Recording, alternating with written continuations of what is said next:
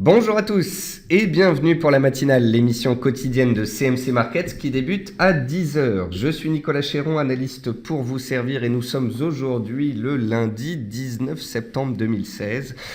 Cette semaine, nous allons avoir une échéance d'importance. Nous avons rendez-vous avec la Fed mercredi soir pour voir si la Fed va monter ou pas ses taux d'intérêt. A priori, selon les probabilités indiquées par les Fed Funds, cette probabilité de hausse de taux est inférieure à 15%. Elle reste donc très faible, mais la rhétorique de la Fed sera d'importance. Ce sera donc le rendez-vous de la semaine a priori. Ce sera dans 2 jours. En attendant, nous allons pouvoir faire le point sur les équilibres sur les différents marchés ce matin. Comme vous avez pu le constater, eh bien, l'appétit pour le risque est bel et bien présent. Les indices américains qui avaient stabilisé sur support eh bien, repartent à la hausse ce matin. Les indices européens se sont fait des petites frayeurs. Ils ont travaillé leur support. Ils sont même passés dessous pour certains d'entre eux. Mais très rapidement, eh bien, les acheteurs se sont manifestés et on est reparti à la hausse ce jour. D'où le titre de cette matinale, S&P 500, retour d'une tendance haussière, point d'interrogation. En effet, le S&P, il y a 2 semaines, avait donné un signal baissier. Il est neutre depuis. Va-t-il se retourner à la hausse ? Eh bien, nous ferons le point là-dessus en fin de semaine. En tous les cas, force est de constater qu'à moyen terme, les États-Unis ont toujours été haussiers. C'est la raison pour laquelle nous avons été factuels et on a parlé des supports la semaine dernière. En Europe, c'était un petit peu plus sous pression, notamment vendredi avec le secteur bancaire qui était tiré par le bas par la Deutsche Bank. Mais encore une fois, voilà, pas de capitulation, pas de hausse du VIX, pas de hausse de l'or, pas de peur donc sur ces marchés. Et alors que les indices américains ont tenu, eh bien, les acheteurs sont présents ce matin. Bienvenue à tous donc pour cette matinale. Je salue ceux qui viennent d'arriver et également tous ceux qui nous regardent sur YouTube. Comme tous les matins, voici un avertissement sur les risques concernant le caractère purement informatif de cette présentation et les CFD. Je vous laisse en prendre note. Vous pouvez, comme tous les matins, utiliser les fonctions de chat et de questions-réponses en haut de votre écran pour pouvoir converser avec moi. Dans le sommaire, donc, on va voir les actualités marché, macro, les actions, les statistiques économiques passées et à venir, une figure graphique reconnue par la plateforme de CMC Markets et bien évidemment, je répondrai à vos éventuelles questions. Alors, en termes d'actualité marché, le S&P 500 a parfaitement tenu son support à 2120 points, testé la semaine passée à plusieurs reprises. Il est désormais plus de 1% au-dessus de ce support. Le CAC, pressurisé par le secteur bancaire vendredi, a été chercher son support clé à 4300 points. Il se faisait des frayeurs sous les 4380 points. On avait été chercher progressivement 4370, puis 4350. Et puis vendredi, on a glissé en séance. On est allé chercher une bonne fois pour toutes le support journalier des 4300 points. On a eu un rebond en fin de séance et puis les acheteurs dès ce lundi matin se sont présentés et on retrouve d'ailleurs les 4380 points de la semaine dernière. Donc vous voyez bien que ce passage sous support a été plutôt rapide. On revient directement sur le pivot des 4380 points. Et je dirais qu'il faudrait considérer la zone 4380-4400 comme la zone à reprendre pour pouvoir valider la reprise haussière actuellement en cours. Le VIX a perdu 27% depuis son plus haut de jeudi dernier à 18,8 points, signe de complaisance des opérateurs. Souvenez-vous, on avait vu que le VIX était passé de 13 à 19. Si le VIX avait accéléré au-dessus des 19, s'il y avait eu des tensions sur les marchés, on aurait pu connaître plus de baisse sur les indices, un peu plus de peur. En regardant le VIX, eh bien, cela me permet de voir si justement il y a de la peur ou non sur les marchés. Depuis jeudi, le VIX ne faisait que baisser et donc même si les indices consolidaient en Europe et se faisaient des petites frayeurs, eh bien, il n'y avait pas de raison de penser qu'on allait basculer en correction. Le pétrole WTI a positivement réagi sur son plus bas du 1er septembre à 42,5 $. Il a créé en fait ce support vers 42,50 entre le 31 août et le 1er septembre. On y avait positivement réagi, on est revenu vendredi, tout comme sur les indices, eh bien, on a testé les supports et on repart à la hausse pour le moment. Et le fait que le pétrole soit recherché démontre l'appétit pour le risque et est un soutien au secteur énergétique et donc aux indices. Et puis pour finir, dans les actualités marchés, on voit que le dollar américain consolide en ce début de semaine. Il consolide sa forte hausse de vendredi suite aux chiffres d'inflation qui sont ressortis supérieurs aux attentes. Et puis il consolide également en attendant la Fed mercredi soir qui devrait a priori ne pas monter ses taux. Côté actualité macroéconomique, le Japon envisage à son tour de faire pression sur les prix des médicaments. Goldman, donc ça forcément ça peut faire pression sur le secteur pharma et biopharmaceutique japonais, vous l'aurez compris. Goldman Sachs a abaissé sa prévision de croissance du PIB américain au troisième trimestre à 2,9 contre 3,2% précédemment. Les indices asiatiques et particulièrement japonais ont été soutenus par l'effet iPhone la semaine passée suite à la sortie de l'iPhone 7. Eh bien, on a toutes les sociétés qui travaillent avec Apple qui ont été soutenues puisque très rapidement cet iPhone 7 a été en rupture de stock. Natixis a annoncé vouloir créer 600 emplois au Portugal d'ici à 2019 selon Bloomberg, notamment des emplois dans l'informatique. Et puis pour finir, la probabilité d'une hausse de taux selon les Fed Funds étant inférieure à 15% pour septembre, le dollar américain pourrait rester enfermé dans un range horizontal. On suivra cela bien évidemment en live mercredi soir. Ensuite, on va passer aux actions.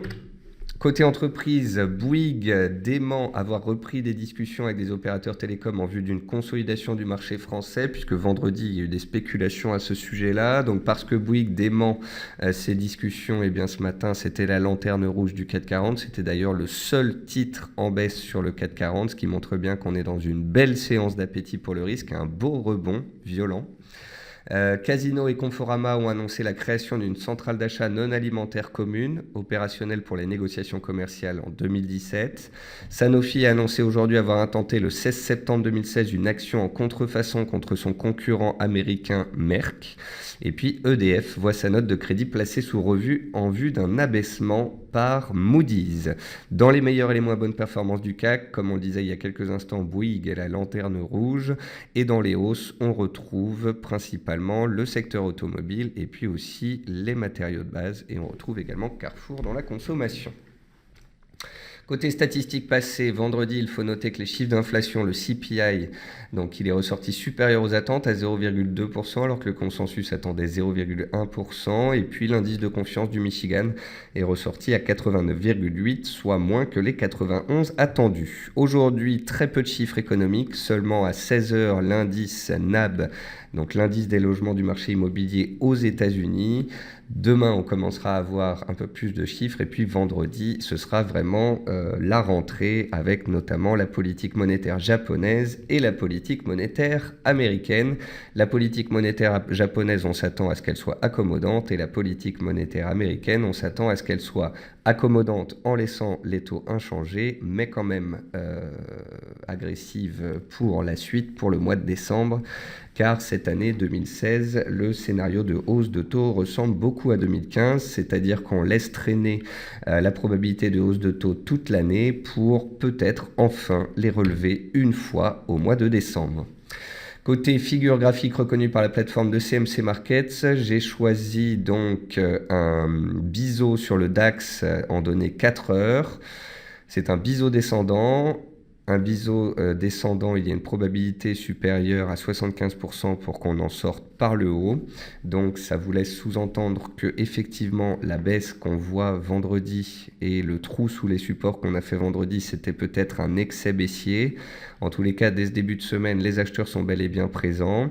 Alors, va-t-on revenir tester la zone de gap pour peut-être la fermer, ce qui arrive souvent lorsqu'on a un gap sous les pieds ? Ou au contraire, va-t-on ne pas refermer la zone de gap parce que les acheteurs se montrent très friands et on casserait alors les résistances pour voir le DAX continuer son rebond, voire même un changement de tendance.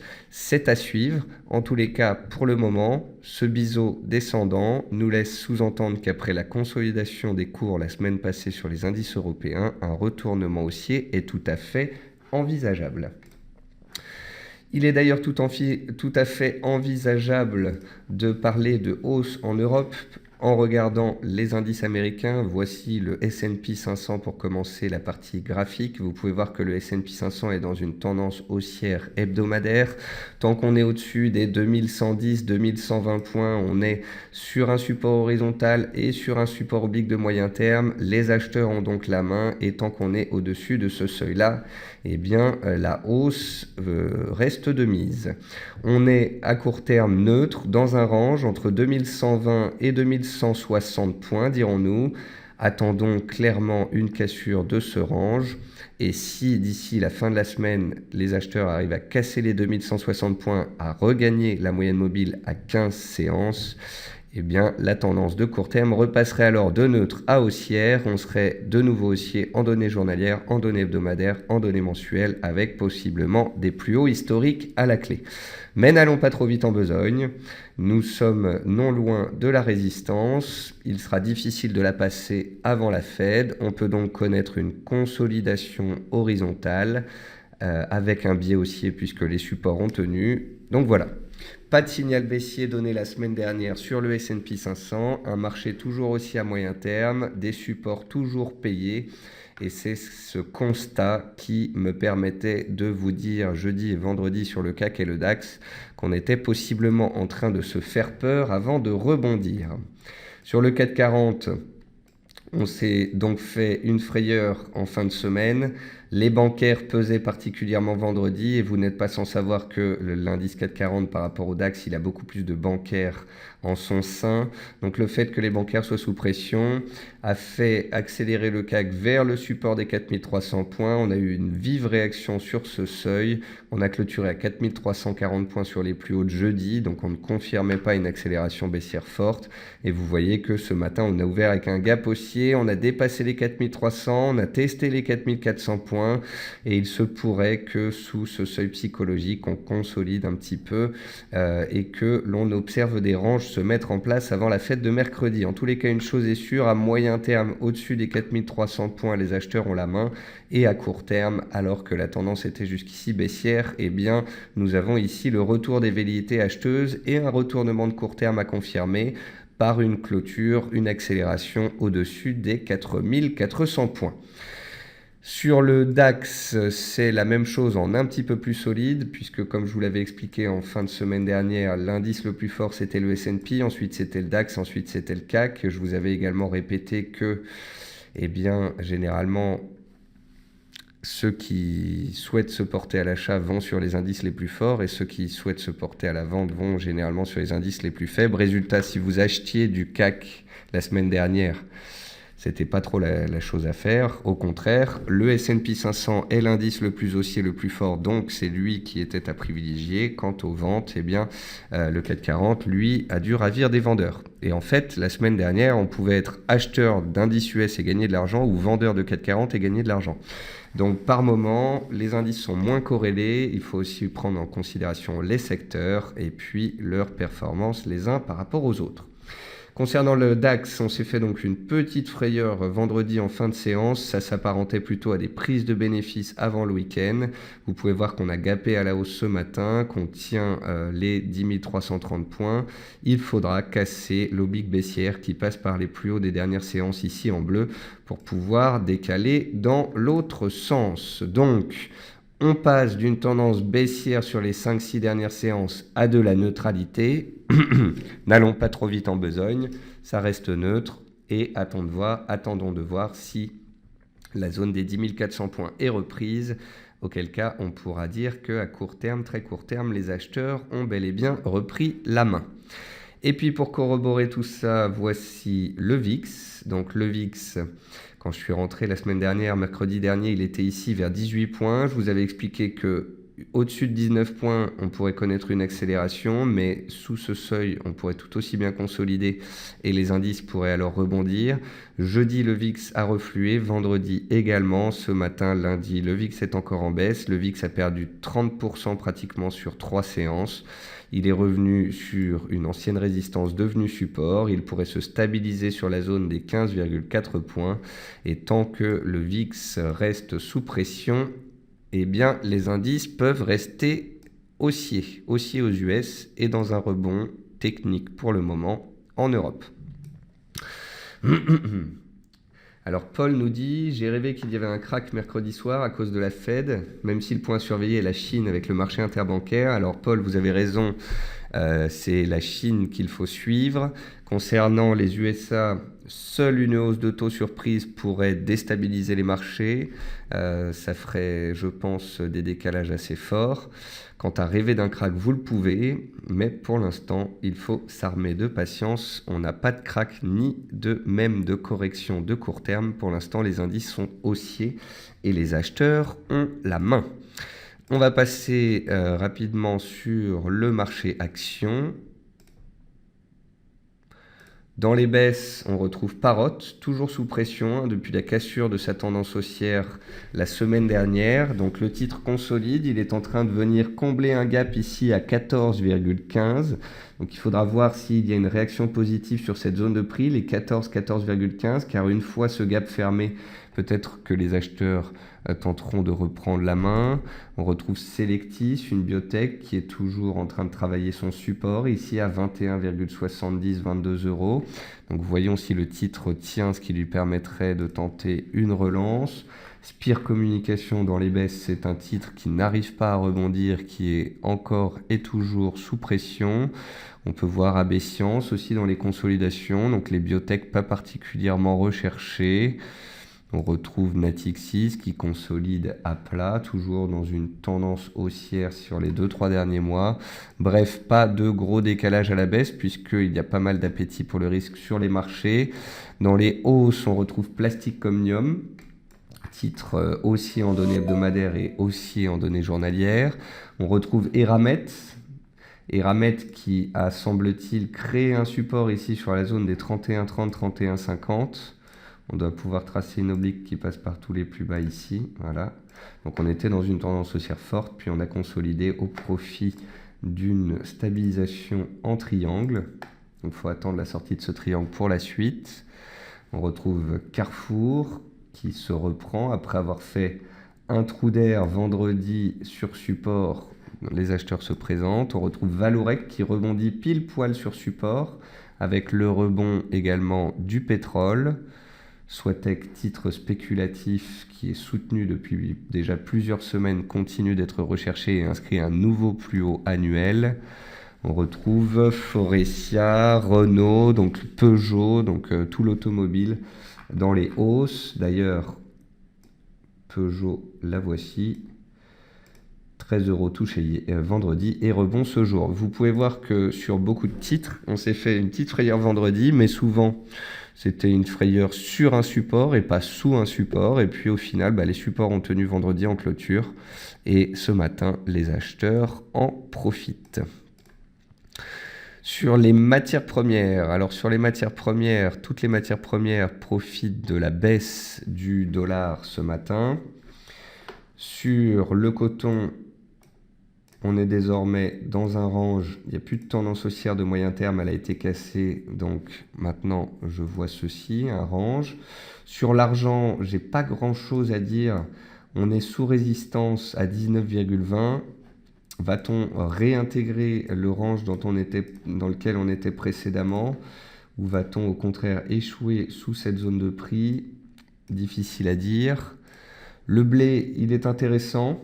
Il y a un gap haussier ce matin et en données hebdomadaires, on est dans une tentative de reprise haussière. Donc ça, je vais très certainement écrire quelque chose dessus.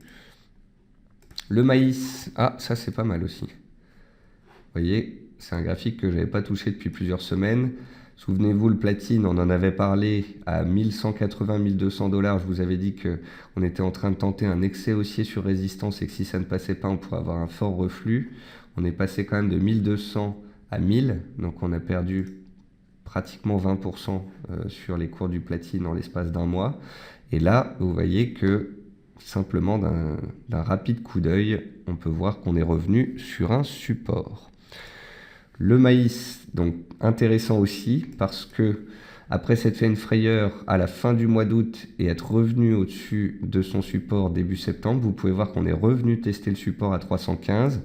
Pour ceux qui ne connaissent pas le maïs, en données hebdomadaires, sur un graphique de 2 ans, vous pouvez voir qu'en fait, on est en train de travailler depuis plusieurs semaines les plus bas de 2014, auxquels on s'est accroché en clôture hebdomadaire. Donc là, il est intéressant de voir que les 314-315 cents sur le maïs ont été particulièrement défendus, et tant qu'on sera au-dessus de ce seuil, eh bien, un rebond technique pourrait prendre forme.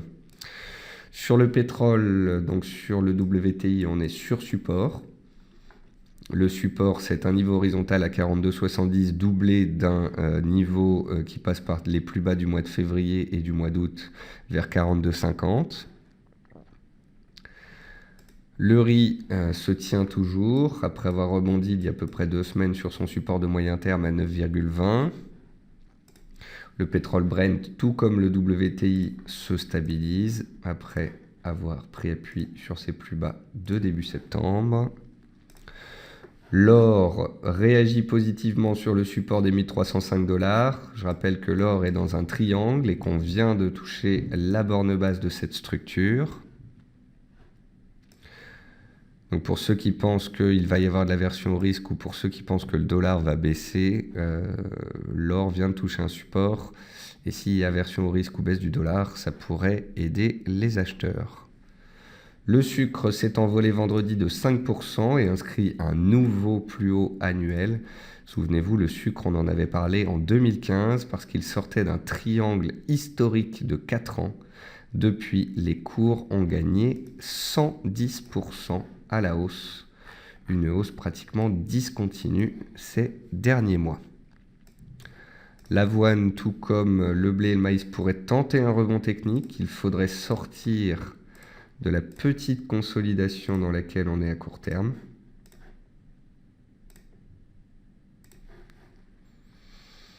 Le jus d'orange, ça reste haussier.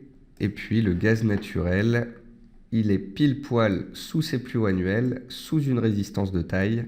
Et il faudra dépasser ce seuil pour pouvoir accélérer sous peine de consolider. En tous les cas, pour l'instant, ça reste particulièrement haussier. Et enfin, on va finir avec les devises. Donc sur les devises, l'AUD avait touché son support à 0,7450 la semaine dernière, on en avait parlé, et depuis il est dans un rebond technique. L'euro-dollar, il a dû prendre appui sur sa MM20 et se poser dessus. Ah non, il a cassé sa MM20 vendredi, j'avais pas vu, avec la hausse du dollar. Donc l'AUD et le NZD sont restés forts, par contre l'euro et la livre, eux, ont fortement baissé. Donc il y a bien une disparité entre les dollars des antipodes, AUD et NZD, qui restent forts, alors que l'euro et la livre sont particulièrement faibles. Donc bien évidemment, pour l'euro et la livre, comme pour l'AUD et le NZD, tout dépendra mercredi soir du sort réservé au dollar par la Fed. En tous les cas, pour l'instant, le dollar a été fort vendredi et l'euro a donné un éventuel signal baissier à confirmer. Quant à la livre, elle a bien baissé vendredi aussi, et elle rebondit sur le seuil psychologique des 1,30 ce matin. Et puis le NZD, donc, lui, il reste fort. Donc on a bel et bien AUD NZD qui reste fort, corrélé aux matières premières. Et on a l'euro et la livre qui sont un peu plus faibles et qui donnent potentiellement des signaux baissiers. Quant à l'USD CAD, ça ne passe pas pour le moment. Souvenez-vous, la semaine dernière, on a passé de la résistance, on a parlé de cette résistance à 1,3250. Et donc, tant que les 1,3250 ne cassent pas, pas de cassure, pas de signal. Je crois que vous connaissez cet adage que je répète très souvent ces derniers temps. Donc voilà, ça va être une semaine intéressante. Sur les indices, on s'est fait des petites frayeurs en fin de semaine dernière. Pour l'instant, les supports tiennent en Europe. Pour l'instant, la tendance haussière tient aux États-Unis. La complaisance est de mise, le VIX est faible et les opérateurs restent donc plutôt confiants sur ces marchés en attendant la Fed mercredi. La Fed mercredi, ça va faire bouger le dollar et donc pas mal les matières premières. Pour le moment, la Fed ne devrait pas monter ses taux. Et donc, ça pourrait faire une petite pression sur le dollar à court terme, même si à moyen terme, il reste haussier. Côté marché action, vous avez vu que les biotech étaient toujours un peu délaissés, mais que l'automobile et les sociétés qui travaillent pour l'automobile, comme Plastic Omnium, Faurecia et autres, sont recherchées en ce début de semaine. Sur les matières premières, il est intéressant de suivre le maïs et le blé qui tentent des retournements. Il est intéressant de noter le platine et l'or sur support et également la réaction positive du pétrole. Et sur les devises, tout dépendra bien évidemment du dollar, mais pour l'instant, on peut faire deux groupes, l'AUD et le NZD qui restent forts et l'euro et la livre qui sont sous pression. Paul me dit, les indices peuvent-ils faire de nouveaux plus hauts historiques, les Américains et les Européens? Alors Paul, concernant les États-Unis, tant que la tendance est haussière à moyen terme, il est tout à fait concevable qu'on puisse aller tenter de faire dans les 2 mois, 6 mois ou 8 mois qui viennent des nouveaux records historiques. Ce n'est absolument pas inconcevable. Concernant le CAC 40, aller faire un nouveau plus haut historique, c'est pratiquement impossible puisqu'ils sont à 7000. Aller rechercher les plus hauts annuels vers 4600 points, ça me semble plus du domaine de l'envisageable. Concernant le DAX, qui a fait un plus haut historique à 12 400 points, ça voudrait dire 20% de hausse.